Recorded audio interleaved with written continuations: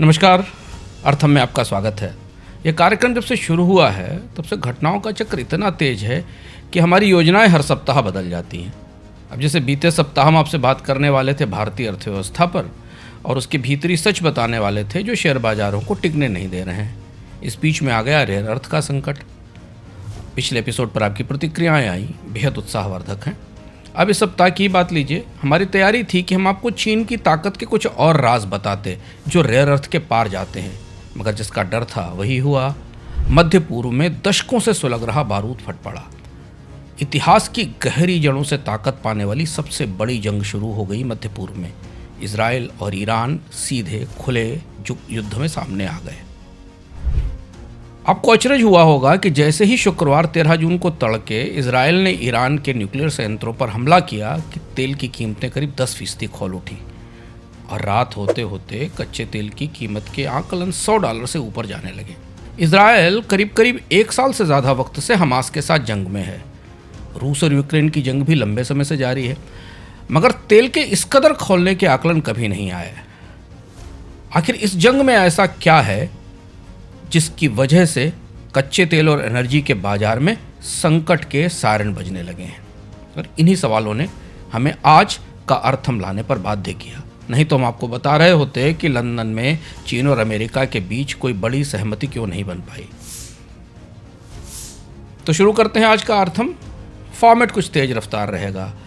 सवाल होंगे, तथ्य होंगे, किस्से होंगे और फिर बीच और अंत में एक इंडेक्स होगा जो ये बताएगा कि अगर आगे क्या होने वाला है और कुछ होता है तो क्या हो सकता है दुनिया के बाजारों में। आज इजराइल और ईरान की जिस ज़मीन पर मिसाइलें बरस रही हैं, जेट आग बरसा रहे हैं या ड्रोन मंडरा रहे हैं, वह दुनिया में सबसे लंबी चली जंग का इलाका है। सबसे लंबी का मतलब दशकों तक नहीं, सदियों तक चली जंग का। इतिहासकार गलत नहीं कहते। भूमध्य सागर से अरब सागर तक के इलाके में ज़मीन के नीचे तेल और गैस है और ऊपर जंग। ये नक्शा आप देख रहे हैं अपनी स्क्रीन पर। इजराइल और अरब तब तक नहीं बने थे। यह उस वक्त का नक्शा है जब दुनिया की सबसे बड़ी जंग की अलगार हुई थी। ये बात 54 ईसा पूर्व की है।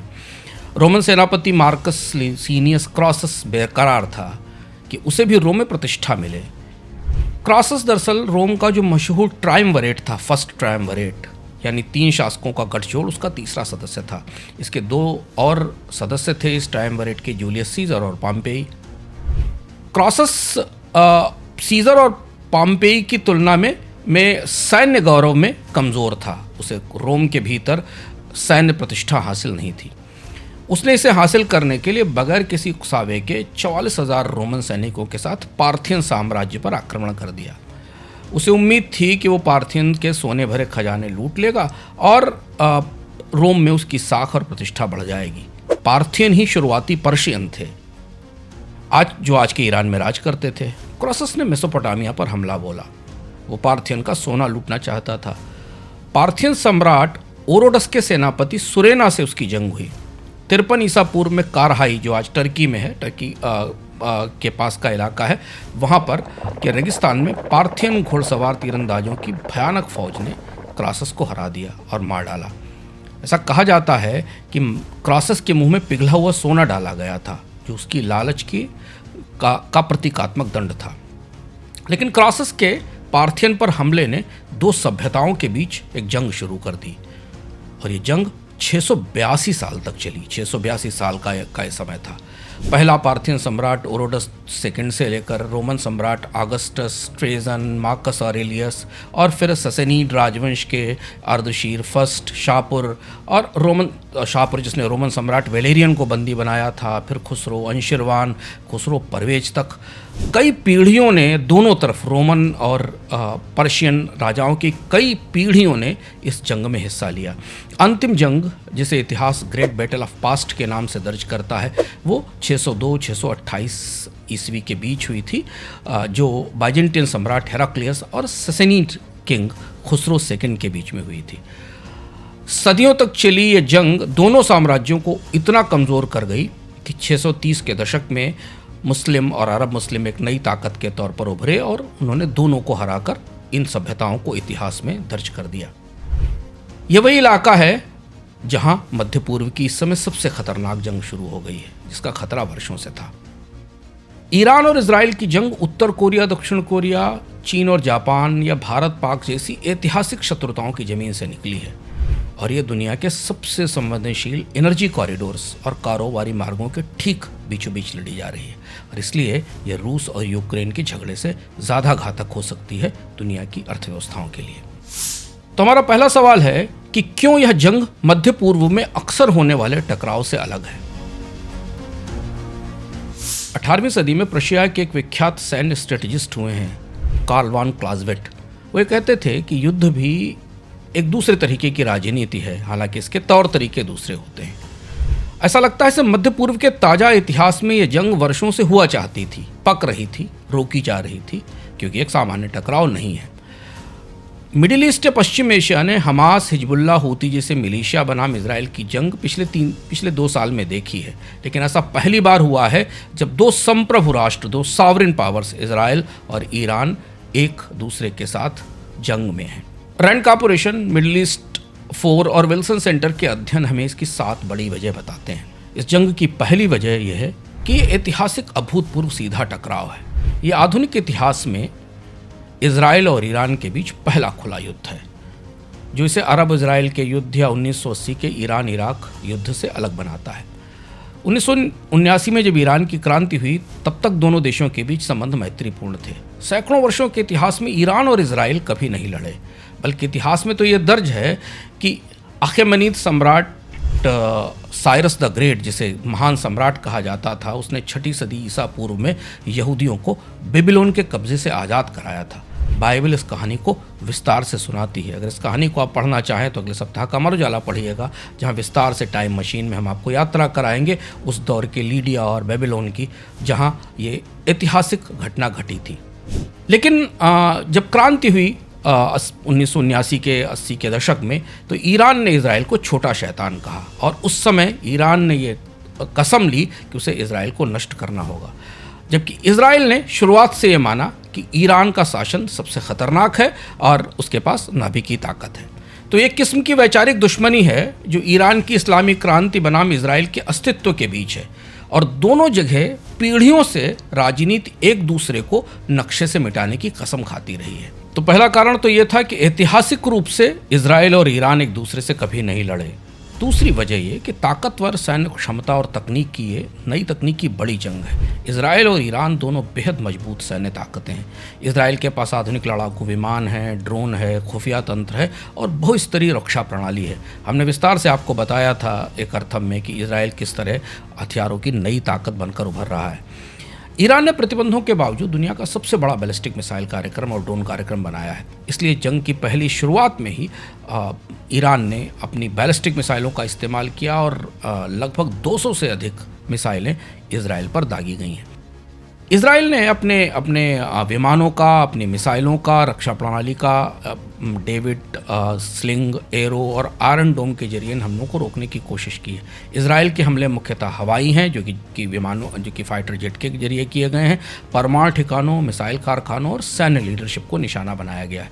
इजराइल के हमलों की कोशिश ईरान की रणनीतिक क्षमता को नष्ट करने की है, किसी क्षेत्र पर कब्जा करने की नहीं है। साइबर युद्ध में दोनों देश पहले से लगे हुए हैं। 2010 में स्टक्सनेट के वायरस ने ईरान के नतांज परमाणु संयंत्र को नुकसान पहुंचाया था। अब इजराइल और ईरान के खुफिया तंत्र एक दूसरे के बुनियादी ढांचे और पर साइबर हमले भी कर रहे हैं और महत्वपूर्ण रणनीतिक जानकारियां भी एक दूसरे को दे रहे हैं। ये युद्ध दरअसल इस क्षेत्र में लंबे समय से जारी गुरिल्ला वार से बिल्कुल अलग है। ये तकनीकी युद्ध है जिसमें पुराने क्षेत्रीय तौर तरीके अब खत्म हो चुके हैं। तीसरा बड़ा कारण ये जंग क्यों विशेष है और अलग तरीके की है, वो ये कि कई मोर्चों पर एक छद्म युद्ध लड़ा जा रहा है इस क्षेत्र में। यह जंग पर अरसे से परोक्ष तौर पर जारी है।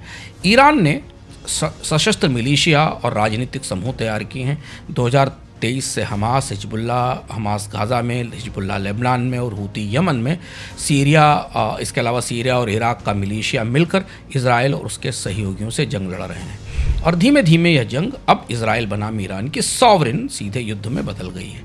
ये 1973 में जो अरब इजराइल युद्ध हुआ था उससे बिल्कुल अलग है, क्योंकि वो चुनिंदा मोर्चों पर लड़ा गया था।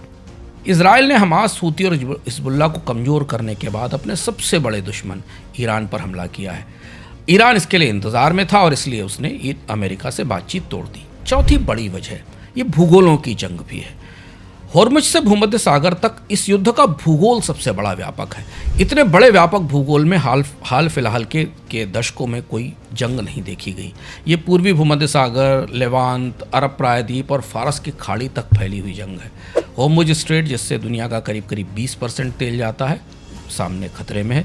ईरान इसे बंद कर सकता है। लाल सागर में हूती हमलों ने व्यापार को पहले ही प्रभावित किया है। पूर्वी भूमध्य सागर में इजराइल के गैस प्लेटफॉर्म खतरे में है। इस वजह से पश्चिमी नौसेनाएं सतर्क हैं और जहाज़ों को लाल सागर व सुएज के रास्ते से बचने की सलाह दी गई है।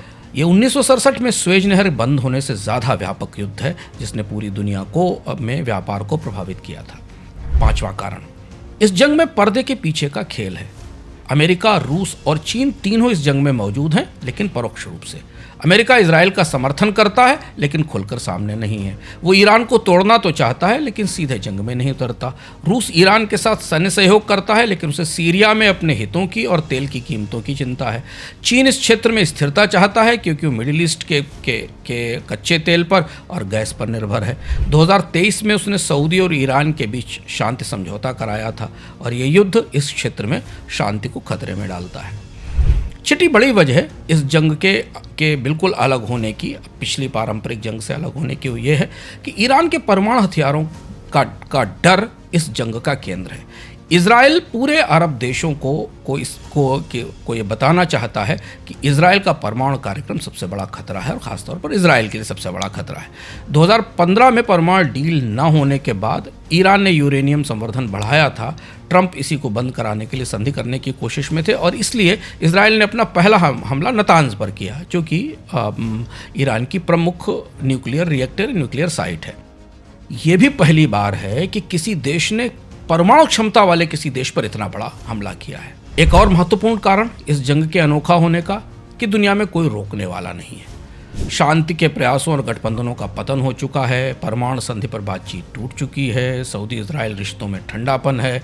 अमेरिका चाह कर भी रूस और यूक्रेन के बीच कोई संधि नहीं करा सका, जंग वापस लौट आई। क्षेत्रीय स्तर पर, दुनिया के स्तर पर कूटनीति बेहद कमजोर है। संयुक्त राष्ट्र निष्क्रिय है और कोई स्पष्ट शांति योजना नहीं है। दरअसल यह युद्ध, ईरान और इजराइल का युद्ध, जो बेहद विस्फोटक हो सकता है, ग्लोबल कूटनीति की असफलता दर्शाता है, और यही इसे पिछले युद्धों से बिल्कुल अलग बनाते हैं। तो ये वो प्रमुख कारण थे जिस वजह से ये जंग बिल्कुल अलग है, और इसे अलग तरीके से दुनिया के वित्तीय बाजार देख रहे हैं। तो प्रमुख कारण हो गए इस जंग के, क्योंकि यह जंग मध्य पूर्व के या पश्चिम एशिया के जो टकराव हैं उनसे अलग क्यों है। पर आपके दिमाग में ये सवाल होगा, और जो आज का दूसरा सवाल है कि क्या यह जंग लंबी चलेगी? मुमकिन है कि यह जंग लंबी चले।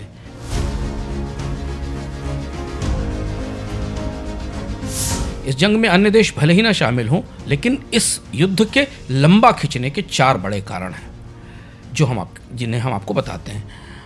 जंग की शुरुआत के बाद इजराइल और ईरान के नेता बार बार ये बात कह चुके हैं कि वे एक दूसरे को लंबे समय तक लड़ने को तैयार हैं और बदला लेंगे। पहला बड़ा कारण यह है कि इजराइल इस जंग के जरिए ईरान में सत्ता परिवर्तन करना चाहता है। इजराइल ने ईरान के सैन्य नेताओं, परमाणु ठिकानों को निशाना बनाया है। प्रधानमंत्री नेतन्याहू ने ईरानियों से अपील भी की कि वे आज़ाद हों और अपनी सरकार बदलें और अपने शासकों से बगावत करें।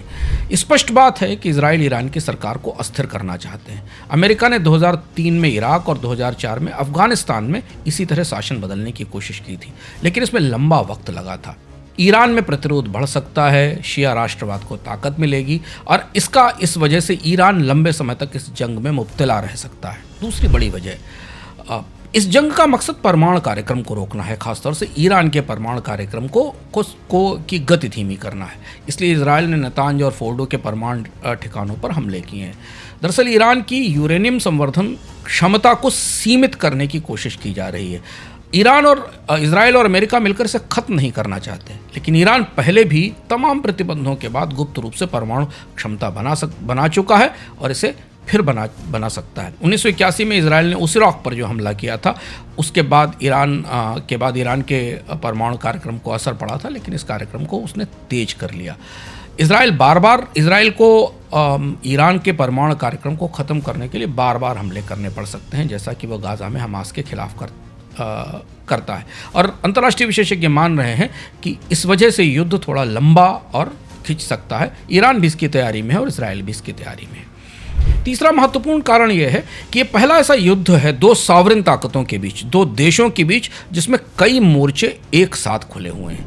ईरान ने ड्रोन, मिसाइल, साइबर हमलों के साथ अपने जो प्रॉक्सी समूह हैं हिजबुल्लाह, हूती और हमास को ताकत दी है, और इसराइल इस मिलिशिया के साथ पिछले 2 साल से लड़ रहा है, जिनसे इसराइल के लिए जीत मुश्किल है। इसमें से किसी भी मिलिशिया पर इसराइल ने निर्णायक जीत हासिल नहीं की। करीब करीब 19 महीने से ज़्यादा वक्त हो गए हैं। इसराइल की अर्थव्यवस्था मुश्किल में है, इतनी लंबी खिंचती हुई जंग है। ईरान अपने प्रॉक्सी पर, अपने मिलिशियाज पर हर साल करीब $20 बिलियन खर्च करता है, और रणनीति है कि ईरान अपने सस्ते और छिपे हमलों से इसराइल को थका सकता है लंबे समय के लिए। दोनों देशों की भीतरी राजनीति इस जंग को लंबा चलाने पर बाध्य कर सकती है। दोनों देशों की सरकारें घरेलू समस्याओं से दो चार हैं। युद्ध इसलिए लंबा खींच सकती हैं क्योंकि ईरान में 2025 में मुद्रास्फीति रिकॉर्ड ऊंचाई पर थी। 2022-23 में सरकार के विरोध के प्रदर्शन हुए, जिसके बाद सरकार कमज़ोर हुई है। युद्ध जब भी होते हैं तो नेताओं को अपनी जनता को राष्ट्रवाद की खुराक देने में मदद मिलती है, और इस हमले के बाद ईरान में जनता को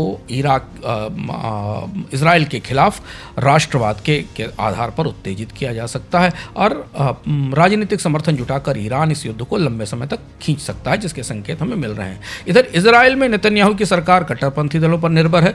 युद्ध उनकी सत्ता को मजबूत करता है, भले ही दुनिया नाराज हो, और इसलिए ये कारण है जिससे ये जंग लंबी खींच सकती है। और अंततः मध्यस्थता की कोई कमी है, क्योंकि कोई मध्यस्थ है नहीं। आखिरी कारण है कोई भरोसेमंद मध्यस्थ दिख नहीं रहा। ट्रंप के बयानों के बावजूद अमेरिका इसमें सीधे शामिल नहीं है। इसराइल को शांति की, इसलिए इस मध्य पूर्व के हिस्से में इसराइल से किसी शांति की गारंटी नहीं मिलती। ईरान रूस और चीन के राजनयिक समर्थन पर निर्भर है, लेकिन कोई बड़े इंटरवेंशन के बिना, किसी बड़ी मध्यस्थता के बिना इसराइल और ईरान की ये जंग रुकना संभव नहीं है। ये इसके 4 बड़े कारण हैं।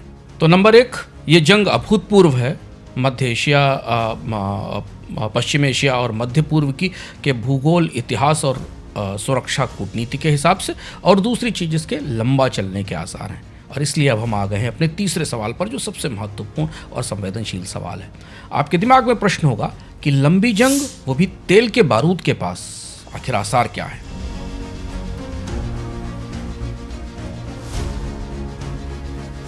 दरअसल इजराइल ईरान युद्ध के बाद कच्चे तेल की कीमतें $120 और $150 तक जाने के आकलन यूं ही नहीं आने लगे। ये जंग दुनिया के 3 सबसे संवेदनशील और विकल्पहीन एनर्जी कॉरिडोर्स के पास हो रही है। इस कॉरिडोर को आप अपनी स्क्रीन पर देखिए।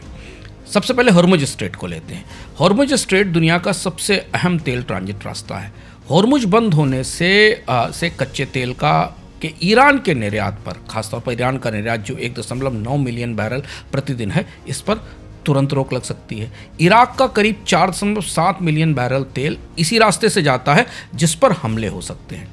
नेफ्था, एशिया का 68% पेट्रोकेमिकल नेफ्था और कच्चा माल हॉर्मुज के इसी स्ट्रेट से निकलता है। नेफ्था की कीमतें, अगर यहाँ कोई भी गतिरोध होता है तो नेफ्था की कीमतें 50% तक बढ़ने का खतरा है। LNG इसी रूट से जाती है। कतर की करीब 110 मिलियन टन प्रति वर्ष की जो लिक्विड LNG है, वो हॉर्मुज के स्ट्रेट पर, हॉर्मुज के रास्ते पर निर्भर है। हालांकि एक वैकल्पिक पाइपलाइन जरूर है, लेकिन इसकी क्षमता 3.8 बिलियन क्यूबिक फीट तक पर डे तक सीमित है। वैकल्पिक मार्ग हॉर्मुज का नहीं है। आमतौर पर UAE का हबशान फजैरह पाइपलाइन है, जिसके जरिए थोड़ी तेल भेजी जा सकती है, लेकिन इसकी क्षमता बेहद सीमित है और इसलिए हॉर्मुज को अनदेखा नहीं किया जा सकता। अगर ये रास्ता बंद होता है तो ये अब तक का सबसे बड़ा तेल संकट साबित होगा, क्योंकि इसके बाद तेल की कीमतें $100 से $150 प्रति बैरल तक जा सकती हैं और वैश्विक महंगाई बेकाबू हो सकती है। संतोष की बात यह है कि ईरान चूंकि खुद इस रास्ते से चीन जैसे ग्राहकों को तेल बेचता है, इसलिए उसे पूरी तरह से बंद करना चीन के लिए, ईरान के लिए भी घाटे का सौदा होगा। लेकिन वो इसे सीमित कर सकता है। अहम निशानों को, यहाँ के जो प्रमुख जाने वाले जहाज हैं, उनको निशाना बना सकता है। युद्ध के बाद हॉर्मुज की वजह से 48 घंटे में ये हुआ है, जानना ज़रूरी है। वार रिस्क प्रीमियम 1% बढ़ के 5 से $10 लाख पर वायज हो गए हैं, जैसा कि 1980 में ईरान इराक टैंकर युद्ध के समय हुआ था। शिपिंग कंपनियों की तेल ढुलाई महंगी हो रही है। 48 घंटों में, युद्ध के 48 घंटों के बाद 55% बड़े टैंकर्स ने हार्मुज का रास्ता छोड़ दिया। इधर स्वेज नहर से गुजरने वाले भी जहाज 30% कम हुए हैं, क्योंकि वो अफ्रीकी रास्तों का चक्कर लगा रहे हैं।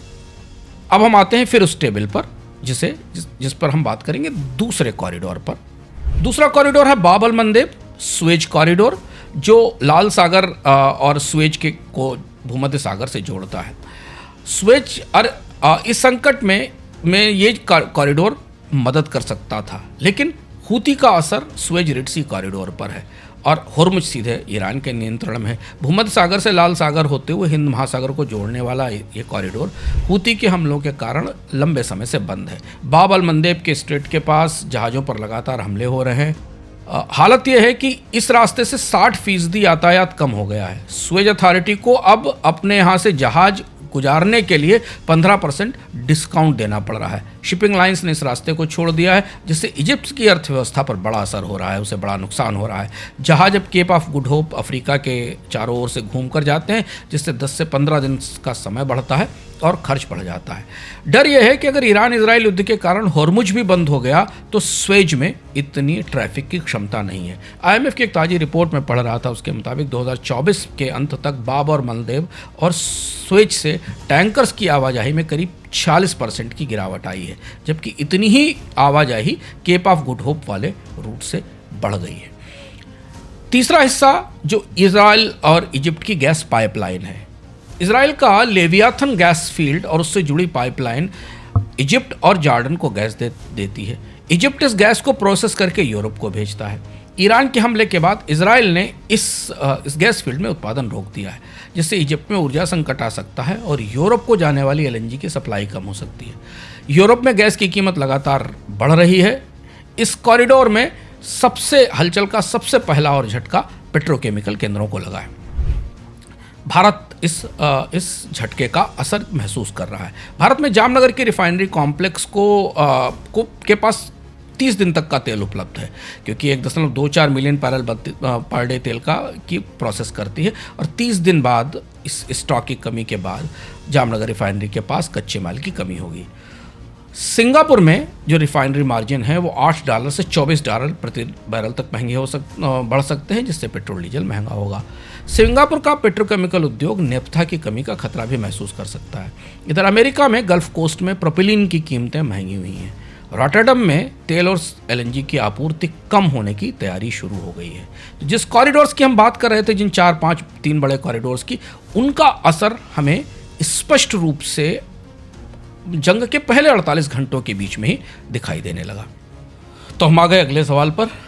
ईरान और इजराइल की जंग के असर से तेल और महंगाई की क्या तस्वीर बनती दिख रही है? कौन कितने झटके खाएगा? दुनिया में किस अर्थव्यवस्था के पास इस जंग का असर झेलने की ताकत है? बीते 75 वर्षों का इतिहास में बताता है कि तेल की महंगाई ने दुनिया को इन्फ्लेशन के सबसे बड़े शॉक दिए हैं। ये टेबल देखिए जो आपके सामने है। 1973-74 से लेकर 2014 तक लगातार जब भी कभी दुनिया में महंगाई आई है तो उसके पीछे तेल कहीं ना कहीं रहा है। लेकिन एक बात ध्यान देने की है, इन सभी घटनाओं में जो घटनाएं आपको दिखाई दे रही हैं, ओपेक पर प्रतिबंध, यम किपुर युद्ध, ईरान की क्रांति, इराक का कुवैत पर आक्रमण, एशिया की मांग बढ़ना, ओपेक के उत्पादन में कमी, अरब स्प्रिंग, ये सारी घटनाएं आपके सामने। और इनके बाद कीमतें कहाँ तक बढ़ी इसका जिक्र भी इस टेबल में है। कीमत पहले 4 गुना बढ़ी, 2 गुना बढ़ी और 2014 में 100 बैरल से प्रति बैरल से अधिक हो गई। लेकिन इन सारी घटनाओं में एक महत्वपूर्ण बात ध्यान देने लायक है, जो आप इस टेबल में देखेंगे कि इन घटनाओं में कभी इजराइल और ईरान जैसी 2 प्रमुख ताकतों का युद्ध नहीं हुआ था। ये घटनाएं छोटी मोटी टकरावों से निकली थी और इस वजह से ही कच्चा तेल खौल उठा था। इस बार पहली बार 2 संप्रभु ताकतें जिनके पास हथियार मौजूद हैं वे खुलकर सीधी जंग में आ गई हैं। ऑक्सफोर्ड इकोनॉमिक्स का अनुमान है कि तेल की कीमत में हर $10 की बढ़ोतरी से ग्लोबल मुद्रास्फीति में, महंगाई दर में करीब 0.5% की वृद्धि होती है। JP मॉर्गन का अध्ययन आया, जिसे मैं पढ़ रहा था इस युद्ध के बाद, कि अगर तेल की कीमत $120 प्रति बैरल तक पहुंचती है तो विश्व की महंगाई दर 5% तक जा सकती है। अब आपको पता है कि महंगाई, कर्ज और मुद्रा और शेयर बाजार में सबसे बड़ी उथल पुथल है। वैसे भी दुनिया की अर्थव्यवस्थाएं ट्रंप के टैरिफ से हलाकान है, महंगाई बढ़ रही है और इस बीच में कच्चे तेल की महंगाई के कारण दुनिया की अर्थव्यवस्थाएं मंदी, ब्याज दरें बढ़ने की तमाम आशंकाओं के तमाम बुरे बुरे सपने उन्हें आने लगे हैं। तो इसका असर किस देश पर क्या होगा, ये हमारे लिए जानना ज़रूरी है। एक नज़र डालते हैं इस टेबल पर, जिसमें हमें दिखाई देगा कि कौन सा देश दुनिया में कितना तैयार है इस जंग के से होने वाले असर के लिए। गौर से देखें, अमेरिका 66 दिन का करीब करीब शुद्ध आयात है, 20 मिलियन बैरल प्रतिदिन तेल खपत करता है और 12 मिलियन बैरल का उत्पादन करता है। कुछ थोड़ा बहुत हैवी ऑयल इंपोर्ट करता है। तेल की कीमत में $10 की वृद्धि से पेट्रोल करीब करीब 25 से 30 सेंट तक महंगा हो सकता है, पर गैलन महंगा हो सकता है, जिससे मुद्रास्फीति बढ़ेगी। 350 मिलियन बैरल का रणनीतिक भंडार है, जिसको SPR कहते हैं, कीमतें नियंत्रित करने में मदद कर सकता है। लेकिन अमेरिका को इस तेल की निकासी के लिए कांग्रेस की मंजूरी चाहिए, जो कि रणनीतिक रिजर्व है। शेल में उत्पादन बढ़ सकता है, लेकिन इसमें समय लगेगा। ट्रंप नहीं चाहेंगे कि तेल की कीमतें बढ़ने से महंगाई बढ़े, मंदी आए, क्योंकि अमेरिकी अर्थव्यवस्था में पहले ही महंगाई है। इसलिए अमेरिका नौसेना के जरिए हार्मुज स्ट्रेट्स को खुला रखने की कोशिश करेगा, क्योंकि अगर हार्मुज स्ट्रेट में टैंकर्स का प्रवाह चलता रहा तो अमेरिका में तेल की कीमतें बढ़ने की आशंका नहीं, और पूरी दुनिया में भी तेल की कीमतें $75-80 के आसपास बनी रह सकती हैं। भारत सबसे ज़्यादा प्रभावित होगा। 85% बल्कि 90% तेल आयात करता है। 4 से 5 मिलियन बैरल प्रतिदिन का इंपोर्ट है। ज़्यादातर तेल इसी रास्ते से आता है, मिडिल ईस्ट के हिस्से से आता है। एक आकलन है कि अगर तेल की कीमतें $10 बढ़ती हैं, जो कि बढ़ चुकी हैं, कच्चे तेल की कीमतें अगर आप देखें $65 से $75 हो गई हैं, तो भारत का ऑयल इंपोर्ट बिल $15 बिलियन बढ़ गया है और चालू का खाते का घाटा करीब करीब 0.4% बढ़ जाएगा। मुद्रास्फीति 6 से 7% ऊपर जा सकती है। ईंधन और रसोई गैस का खर्च लोगों के परिवारों का बड़ा हिस्सा है। सरकार एक सीमा से अधिक सब्सिडी नहीं दे सकती।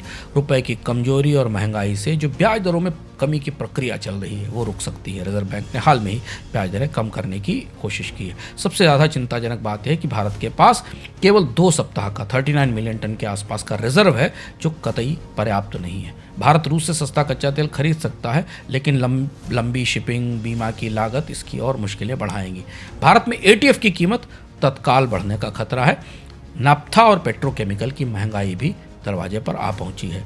सिर्फ इस एक जंग से भारत के GDP में कम से कम 1 से 3% की कमी हो सकती है, अगर कच्चे तेल की कीमतें $100 से ऊपर जाती हैं। तीसरा महत्वपूर्ण प्रभावित होने वाला देश जापान है। जापान लगभग 100% तेल और LNG का आयात करता है, अपनी ज़रूरत का पूरा आयात करता है। 90% तेल मध्य पूर्व से आता है। 200 दिन से ज़्यादा का भंडार है जापान के पास, जो इसके लिए राहत की बात है। लेकिन $150 पर बैरल के तेल से इन्फ्लेशन बढ़ेगी, येन कमज़ोर होगा, जापान पहले ही मंदी में खिसक रहा है, केमिकल, ऑटो और एयरलाइन उद्योगों के लिए लागत बढ़ेगी। सरकार अपना भंडार तो रिलीज़ कर सकती है, लेकिन अंततः एनर्जी के लिए परमाणु रिएक्टरों को फिर शुरू करना पड़ सकता है, जो जापान के लिए बेहद मुश्किल है, क्योंकि जापान में परमाणु रिएक्टरों को लेकर या नाभिकीय ऊर्जा को लेकर शुरुआत से एक प्रतिरोध बना हुआ है। खासतौर से मंदी का विश्वव्यापी खतरा है अगर विश्वव्यापी अर्थव्यवस्था कमज़ोर होती है। यूरोपीय संघ की बात देखें, 10 मिलियन बैरल प्रतिदिन तेल की खपत करता है, लेकिन केवल 1 मिलियन बैरल का उत्पादन है। मध्य पूर्व अमेरिका और रूस के तेल पर निर्भरता है। हार्मुज बंद होने से यहाँ डीजल की कमी होगी। कतर से LNG आती है, करीब 5% डिमांड, जितनी डिमांड है उसकी 5%। 90 दिन का भंडार है। थोड़ा बहुत अमेरिका के साथ समन्वय में मदद हो सकती है, लेकिन अगर जंग लंबी खिंची तो ये भंडार काम नहीं आएगा। मिडिल ईस्ट और एशिया से डीजल का इंपोर्ट रुक सकता है, जिसका सीधा असर ट्रकिंग पर, एग्रीकल्चर पर दिखाई देगा। मुद्रास्फीति 5% से ऊपर जा सकती है और ECB को ब्याज दरें बढ़ाने का दबाव झेलना पड़ेगा।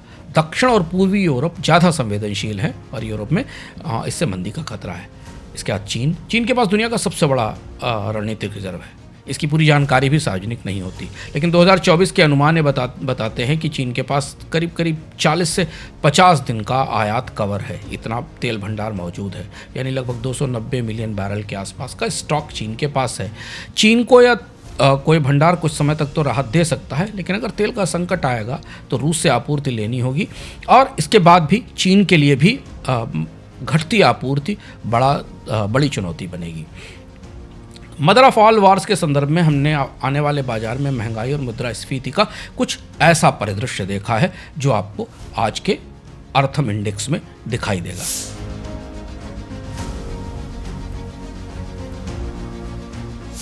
तो तेल बाजार के लिए मदर ऑफ ऑल वार्स है, यानी अभी तक के सारे जंग से बड़ी जंग है ये, और इसलिए हमें आने वाले बाजार में महंगाई, तेल की कीमतों और मुद्रास्फीति का एक परिदृश्य बनाना होगा, जिससे कि दुनिया में कैसी परिस्थितियां बनेंगी इसका हम एक अनुमान ले सकें। और इसलिए यह रहा आज का अर्थम इंडेक्स, जिसे हम ध्यान से देखेंगे अलग अलग परिदृश्य क्या बनते हैं। पहला परिदृश्य है सीमित संघर्ष, जो चल रहा है अभी, ये चलता रहे।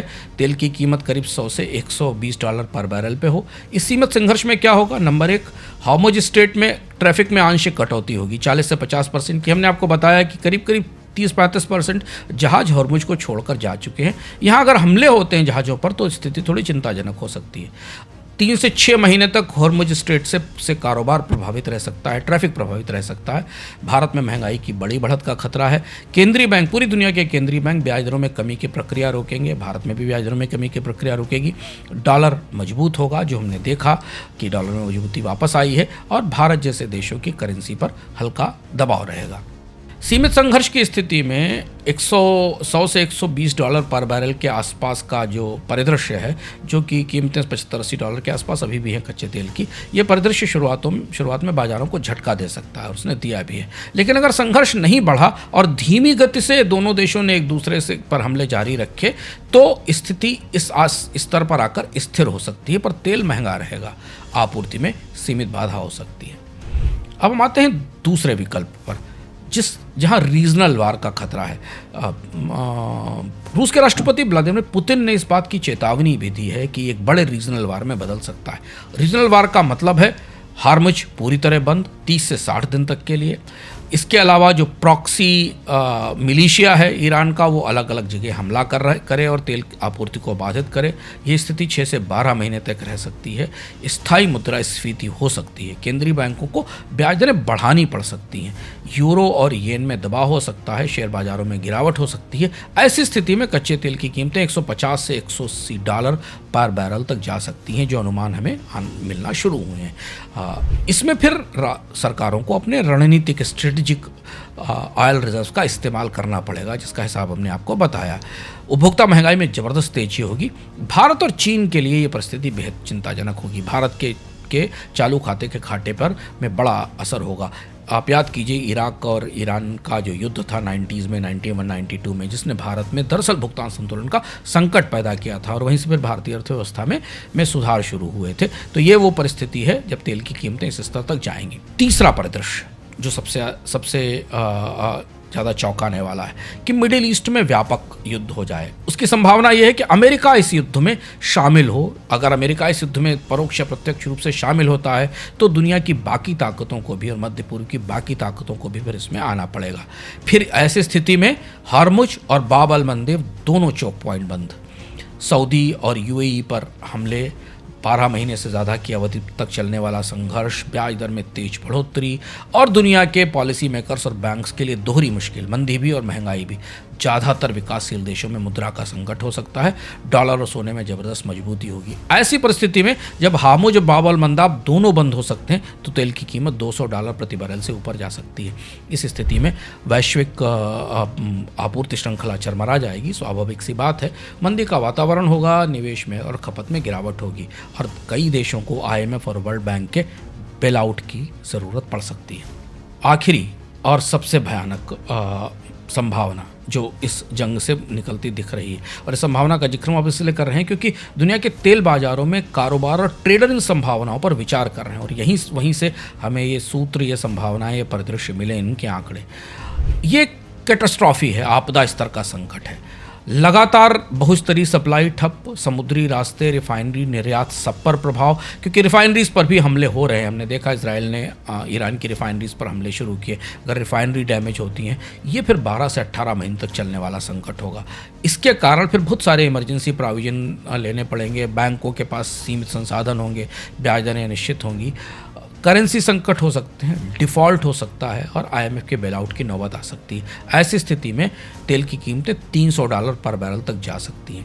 ये संभावना यहाँ से निकल कर आई कि इजराइल और ईरान की तैयारियाँ जिस तरीके की जंग की हैं और जिस तरह से पिछले कई दशकों से दोनों देश एक दूसरे को से बदला लेने की तैयारी कर रहे हैं, ऐसी स्थिति में ये भी इनकार नहीं किया जा सकता। हालांकि ये बहुत एक्सट्रीम, बहुत बड़ा परिदृश्य है, पर इसे इनकार नहीं किया जा सकता। ऐसी स्थिति में यह परिदृश्य 1973 और 1991 से ज़्यादा गंभीर हो सकता है। इस परिदृश्य का आकलन इसलिए किया गया क्योंकि 1973 में ऑयल एम्बार्गो के समय दुनिया ने लगभग ऐसी स्थिति देखी थी। हालांकि तब अर्थव्यवस्थाओं का आकार छोटा था, पर संकट ऐसा ही था। बाकायदा अमेरिका और पश्चिमी देशों के पास तेल की आपूर्ति बंद हो गई थी। 1991 के संकट का जिक्र हमने अभी किया, जिसने भारत को बैलेंस ऑफ पेमेंट की क्राइसिस में डिफ़ॉल्ट की स्थिति में पहुंचा दिया था। तो फिर ये वैश्विक मंदी और जियोपॉलिटिकल इंस्टेबिलिटी का दौर होगा और इसके बाद अंतर्राष्ट्रीय व्यापार में और ऊर्जा नीति में बड़े बदलाव होंगे। ये $300 प्रति बैरल तक की कीमत का असर होने वाला है। तो जैसे प्राचीन पर्शिया और यूनान के युद्धों में समुद्री चोक पॉइंट, जो सी चोक पॉइंट थे, स्टेट्स थे, उनका बड़ा इस्तेमाल होता था। वे साम्राज्य विस्तार का हथियार बनते थे। ग्रीक और रोमन सेनाएं और पर्शियन सेनाएं स्ट्रेट्स को बंद करके कारोबारी जहाज़ों की आवाजाही रोकती थी और अपनी नौसेनाओं का इस्तेमाल करती थी। आज हॉर्मुज और बाब एल मंदाब स्वेज जैसे मार्ग दुनिया में वर्चस्व का आधार हैं और यही सबसे खतरनाक टकराव की वजह है। इन प्रमुख मार्गों के आसपास जो टकराव हो रहा है वो दुनिया में एक नए किस्म का वर्ल्ड डिसऑर्डर लेकर आएगा। ये बात तय है कि मिडिल ईस्ट एक लंबी अस्थिरता की तरफ बढ़ रहा है। इस क्षेत्र में पहले से ही जोखिम और टकराव का एक पूरा इतिहास रहा है जो हमारे सामने खुला हुआ है। इस युद्ध का अंत कैसे होगा? इस युद्ध का अंत ऐसे हो सकता है कि ईरान में तख्ता पलट हो जाए या फिर इजराइल धीमा पड़ जाए। इजराइल की एक तरफा जीत सऊदी को भी नहीं बचेगी क्योंकि मिडिल ईस्ट की राजनीति ऐसी है। इसलिए सब कुछ बेहद पेचीदा और बहुत उलझा हुआ है और इसलिए तेल बाजार के लोग के विशेषज्ञ, निवेशक ये मान रहे हैं कि ये खींचतान, ये संकट, ये छोटी जंग, बड़ी जंग, बार बार होने वाला टकराव लंबा चलने वाला है और ये संकट ऊर्जा सुरक्षा के उस ढांचे को तोड़ सकता है जिसे दुनिया ने शीत युद्ध के बाद बड़ी मेहनत से विकसित किया था, जिसमें पाइपलाइनें, सी रूट्स, दुनिया में तेल की आपूर्तियाँ, तेल के भंडार, ये सब शामिल थे। और इसी ऊर्जा सप्लाई की निरंतरता ने, इसी एनर्जी की सप्लाई के भरोसे ने शीत युद्ध के बाद दुनिया के आर्थिक विकास में मदद की थी। लेकिन दुनिया का सबसे खतरनाक भूगोल, दुनिया का सबसे चैलेंजिंग भूगोल और दुनिया का सबसे जोखिम भरा भूगोल फिर युद्ध में है। अर्थम में आज इतना ही। हमें आपकी प्रतिक्रियाओं का इंतज़ार रहेगा। अगले हफ्ते फिर मिलते हैं एक नए अर्थम के साथ किसी नए विषय पर। धन्यवाद।